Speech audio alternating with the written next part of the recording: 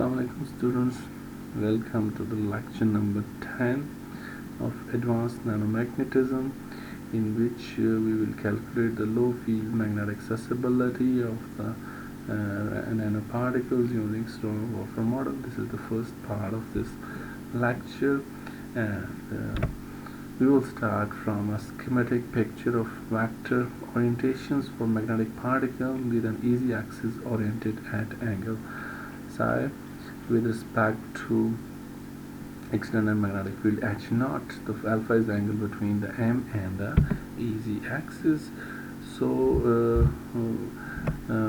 we will start from by writing the total energy of the magnetized particle, which consists of its magnetocrystal and anisotropy energy, with a minimum for a magnetic moment oriented along the x-axis. It's minimum when the magnetic moment is along the easy axis.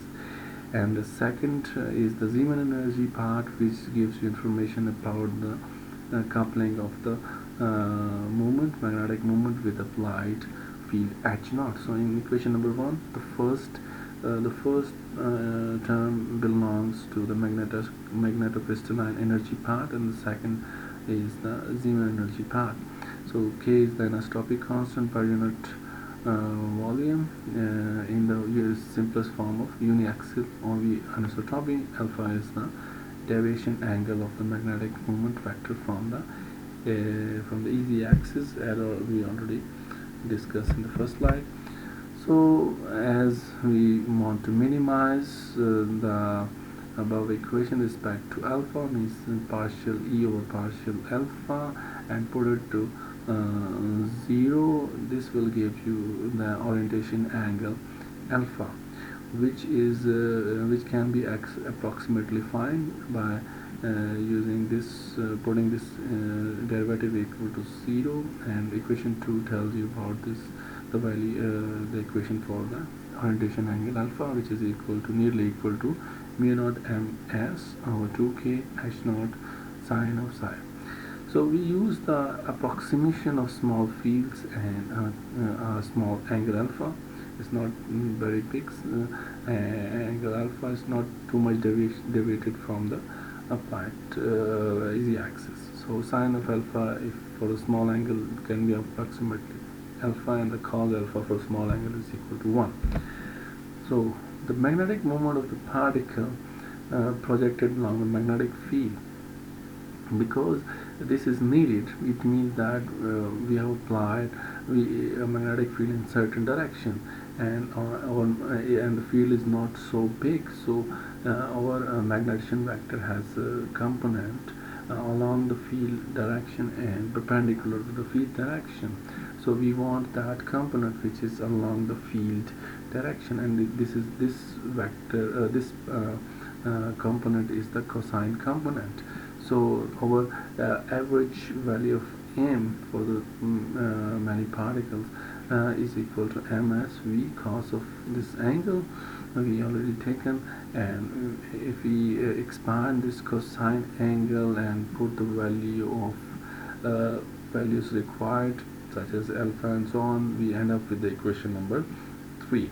For random arrangement of the particles, as we understand from the previous lecture, the nanoparticles are randomly oriented within the sample, so that this cosine psi angle, if average, it is equal to 0, and if we take the sine square psi angle, this average comes to 2 over 3 according to this equation number 4. We have to use these two values in equation number 3. So from equation number 2 to 2, 3 and 4, the magnetization of the particles which are blocked at that temperature is average magnetization is equal to, we have to multiply this average magnetization with number of particles to get the magnetization of the total blocked particle.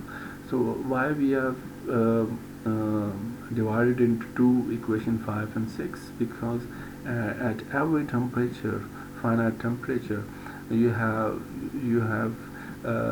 block particles and super paramagnetic particles, because practically it's not possible to prepare a sample of equal nanoparticles of equal size. So we always have a distribution in the diameter, so we have a distribution in the volume. If we have a distribution in the volume, then we have a distribution in the blocking temperature. So at any temperature, finite temperature, we have block particles and we have super paramagnetic particles. So if we increase the temperature, the smaller particles first deblocked, they become super paramagnetic, and for the bigger particle we need more thermal energy because their blocking temperature is higher. So for at finite temperature, the equation number 5 holds for the magnetization of the block particle. For small particles which become super paramagnetic at that temperature, their magnetization can be found from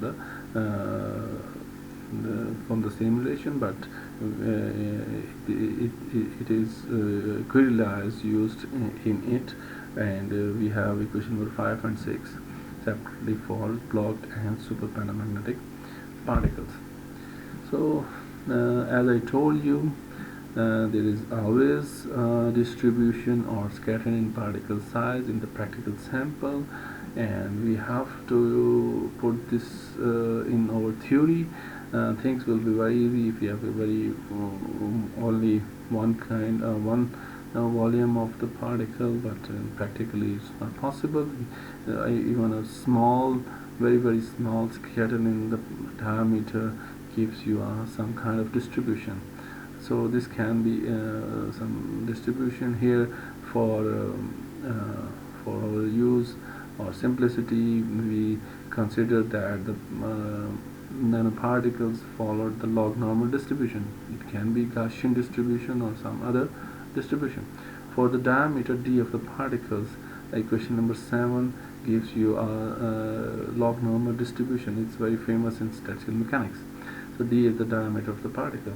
If we write the same log normal distribution for the nanoparticles volume, you have to replace d with the v, and also the sigma d with the sigma v. Sigma d is the standard deviation in the diameter, and sigma v is the standard deviation in the volume.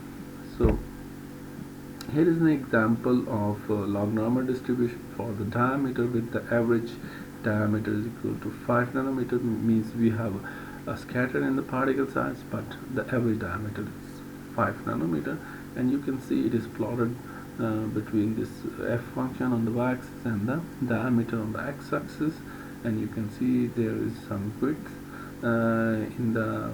in the distribution, and the particle size is scattering from from 2 nanometer to 10 nanometer, but most of the particles are of 5 nanometer. So we say that the average diameter of the nanoparticles in our sample is 5 nanometer. So the same can be plotted for volume distribution, and sigma v is equal to 3 times of sigma d. This is usually means 3 times the diameter, and the average volume we find out is 65.5 nanometer cube. So in the coming lectures, we will use these two distributions to find out the low fields magnetic susceptibility of the nanoparticles in detail. So in this lecture we have learned about that how it works, the blocking temperature, and this average magnetization of the nanoparticles, block nanoparticles, and super paramagnetic particles at some fixed temperature. And at the end we have taken the log normal distribution functions for their diameter and for their volume, because in the next lecture we have to use the log normal distribution for the blocking temperature, and we will relate this volume distribution with the blocking temperature distribution, because as we already know from the previous lecture, the blocking temperature is directly proportional to the volume of the nanoparticles, so the distribution will looks like the same for the average blocking temperature. So I hope you have understand. There was some mathematics, you can solve it very easily by on your notebooks, and I hope you are well understand all this stuff. So I hope you will also read from the research paper and also the supplementary material. So thank you.